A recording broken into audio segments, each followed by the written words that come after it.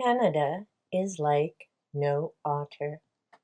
And yes, there is a reason that I'm wearing my Canada shirt.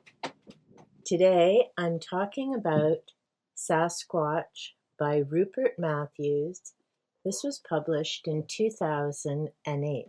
A number of the sightings that this author mentions happened in Canada, British Columbia, as well as some of our other provinces. There are some very interesting things that come up throughout this book, and it doesn't just focus on the US and Canada. He also talks about the creatures in Australia, China, and other locations as well. To begin, in the introduction, he says, "If we are to take the reports at face value, it would seem that gigantic, upright hominid apes are stomping around North America in large numbers. They're said to steal food from campsites, attack cars, and leer through bedroom windows. According to some accounts, they might run off as soon as a human approaches, but it seems they're just as likely to kidnap hapless intruders and force them to live in the forest for months on end. They're also reputed to smell terrible. These creatures are called Bigfoot or Sasquatch." You've likely heard both of those names. The author goes on to talk about various findings, people's different reports. The one thing I do enjoy about this particular author, and he did the same in his book Roswell, he lays out what he came across in terms of research, stories, all of that, but he doesn't sway what he thinks about the issue. He waits until the conclusion of the book to share his opinions and ideas, but he leaves it up to the reader to make their decision based on what he's presented, which I personally appreciate, and it's come up in some of the books that you recognize off the bat. The author has their opinion, and that's what they're cherry picking and deciding to put in the book to verify their own thoughts and ideas rather than presenting that balanced viewpoint. You may be wondering, why am I talking about Sasquatch when the plans for August-September are about UFOs and different conspiracy theories? That will come up more as I talk about Hunt for the Skinwalker, where we meet other cryptids as well as large creatures like Sasquatch. It will come up in Skinwalkers at the Pentagon, which is a further follow-up to what was going on at the ranch in Utah, as well as other investigations and findings. It will also come up as I talk about Monster Hunters by T.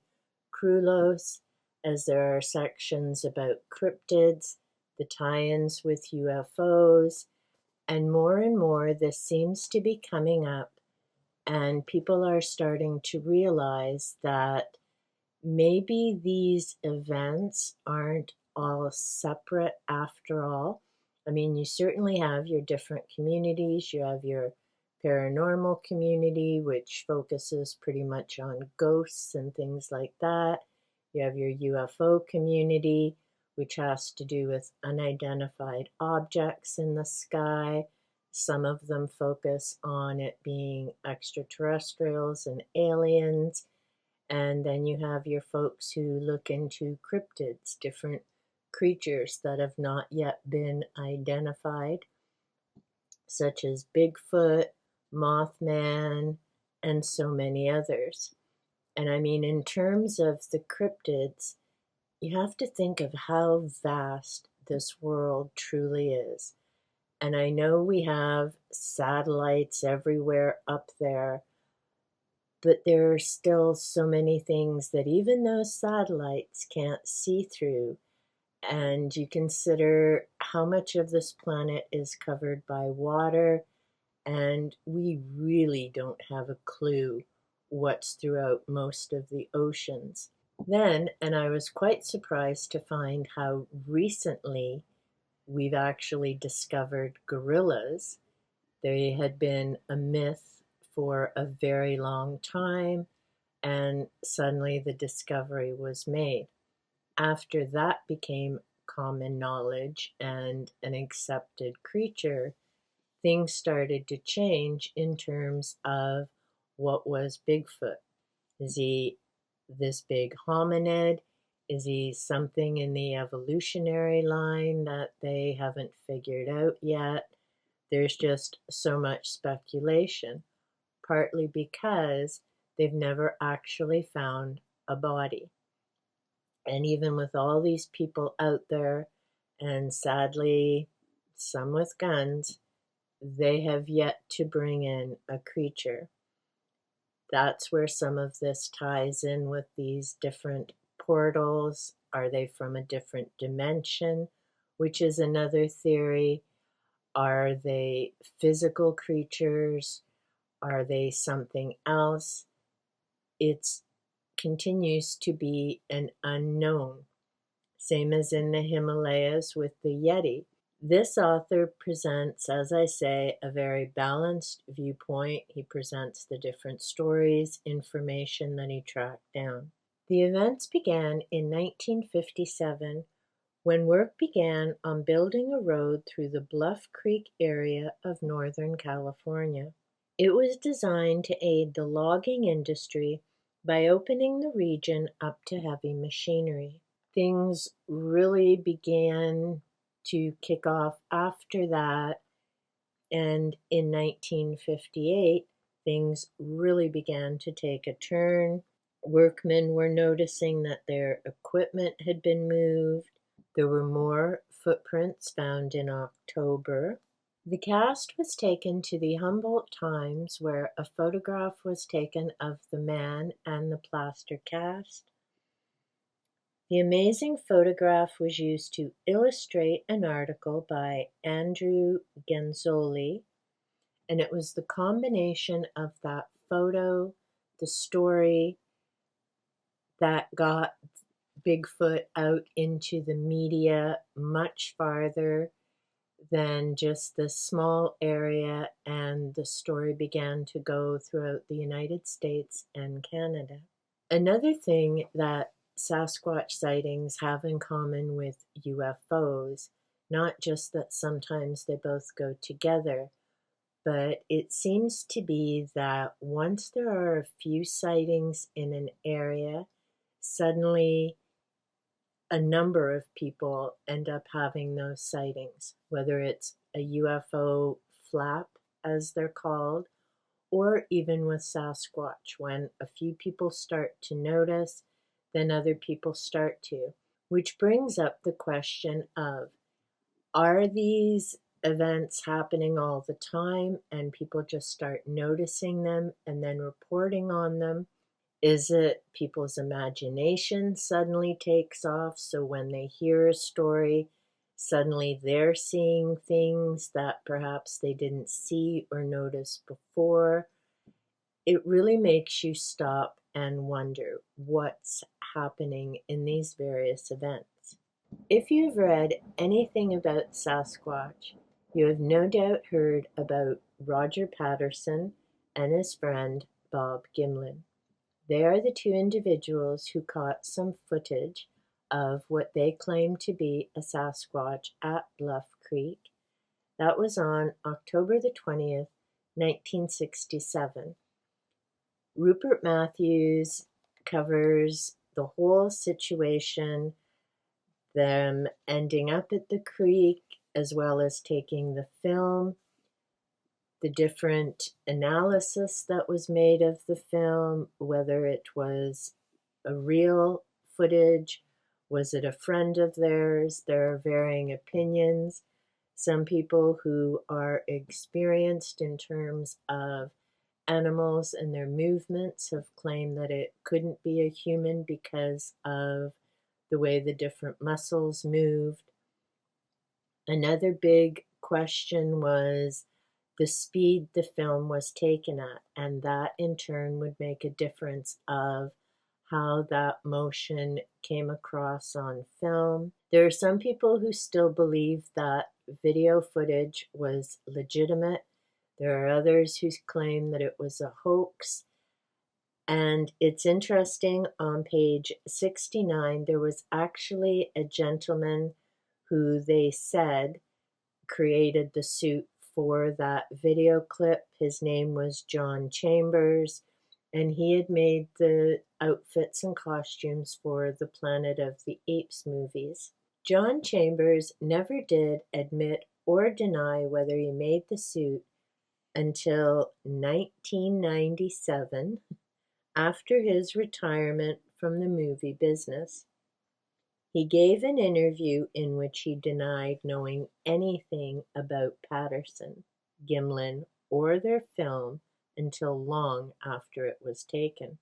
Quote, "I was good," Chambers said of his makeup talents in relation to the Patterson film, "but I was never that good." It makes you wonder why it took him so long to come forward. It certainly didn't hurt his career to have people believe that he could have made something so realistic. Maybe that's why he waited all those years to finally come forward. He admits that it wasn't him, and there were few other people at that time. Again, you have to remember, this was in the late 1960s. Editing, all of that stuff was so different than it is now in 2024. It isn't like now where you can just CGI or AI things in, or everyone has all these editing programs that they can add, enhance, do layovers, all that type of thing. So trying to analyze that is a very different process than it would be trying to figure all of that out now, where there's so many other things that you can do. The Patterson footage, whether real or hoax, definitely set the bar in terms of trying to find evidence, but also was a big deal about getting all the different information out there and really kicking off a huge interest in terms of collecting information and people actively starting to pursue this. Basically, the only type of physical evidence that has been found, mainly it's footprints and people getting plaster casts of that. Some people have analyzed scat that they found in the woods. That helps them figure out the diet, that type of thing. But you also, when you're collecting that, have to have an idea of what animal belongs to that particular type of scat. And unless you're familiar with that, it would be easy to pick some up, but you have no idea what animal it belongs to. That's the thing about looking into whether it's UFOs, Sasquatch, or the paranormal. It isn't enough to just say, oh wow, I'm interested in this and I'm going to go out and figure it out. You have to have more knowledge than just an interest or what you've read in one book, or even 5 books for that matter. So with Sasquatch, as well as the other creatures around the world, there are things that you need to keep in mind. So for example, with the abominable snowman, or Yeti as he's known, up in the Himalayas, you have a lot of snow, and some of those prints have been seen to be evidence of a Yeti. I know myself from paying attention in my backyard. When I've seen some of the prints, I know they've been made by a cat. A few days later, if there's been a bit of a thaw, you look at those prints and you wonder what on earth made that. It would be easy to assume that that was made by something else.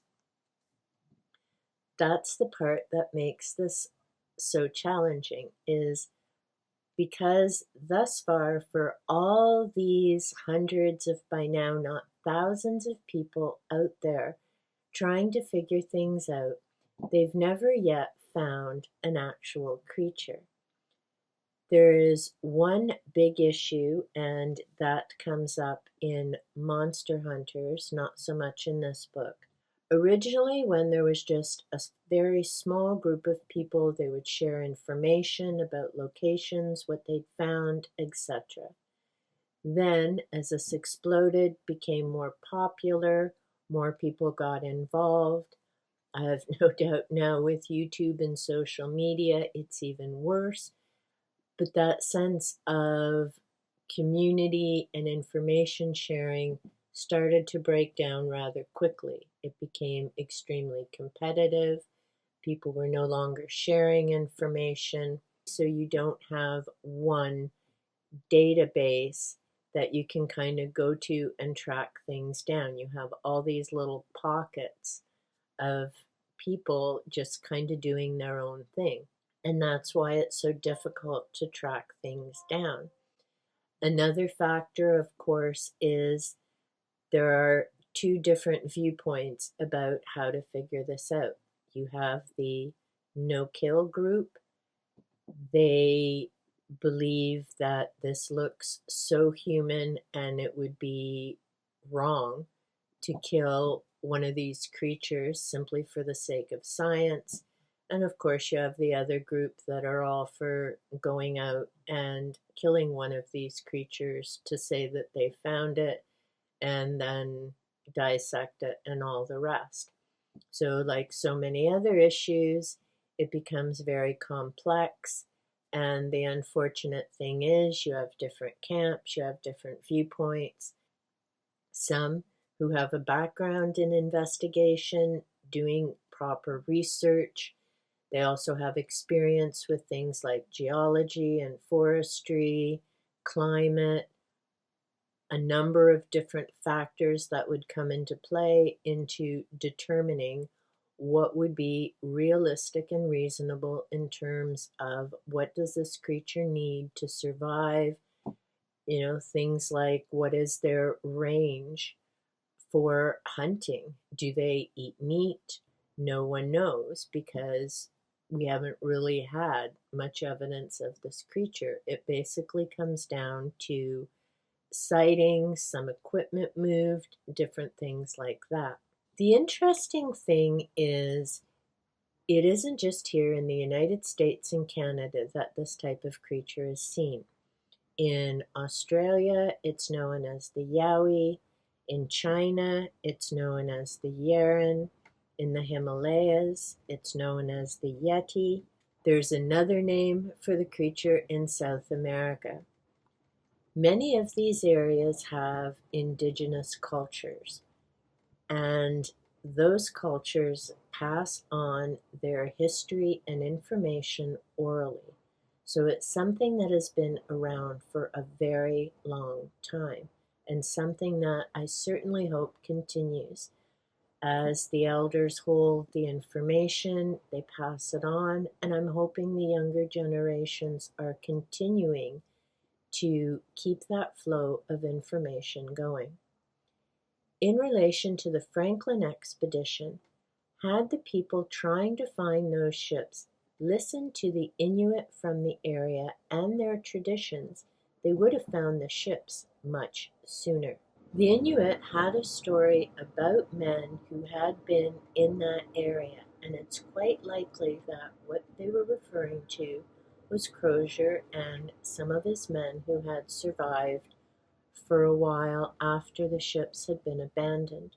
It wasn't until one of the individuals had shared their story with one of the researchers.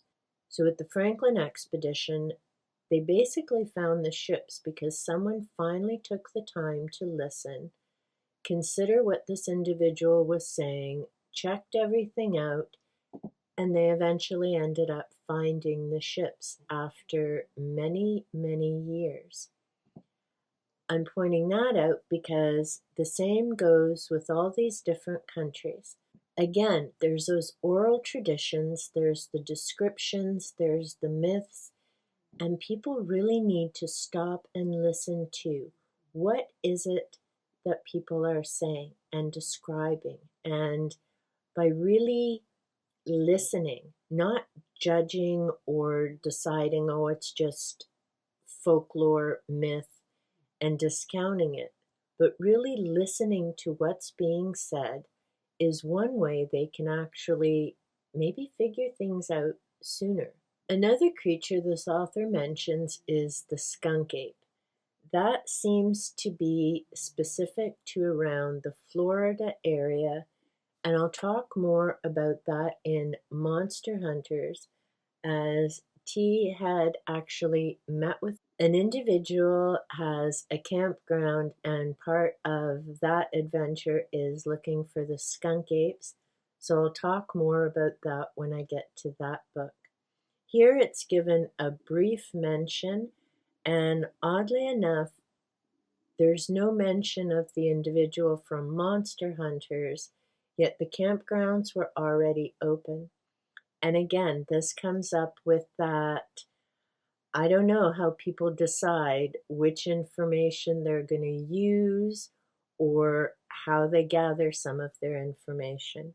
What did bother me about this particular book is that, unlike with Roswell, where he included the timeline as an appendix in the back and further reading as well as an index, this book doesn't include his resources or any further reading. That really irritated me as someone who is curious about this subject, and I haven't come across very many books specifically about Sasquatch itself. If you know of any good books or authors related to this, let me know in the comments down below. Do you have a YouTube channel that you follow, or maybe a website that has good information? Again, let me know about that in the comments down below. It's a great starting book if you're curious about the topic or these creatures. And I will be talking more about this when I do a hoax or holy grail episode. That will be sometime in 2025, as I'm way behind on those. If you've enjoyed this video, found any of it to be of benefit, be sure to give that like button a little tickle. If you haven't already, be sure to hit that subscribe button and turn on the notification bell so you know when I upload content that may be of interest to you. And until next time, make sure to keep an eye behind you when you're traveling through the woods, and take good care.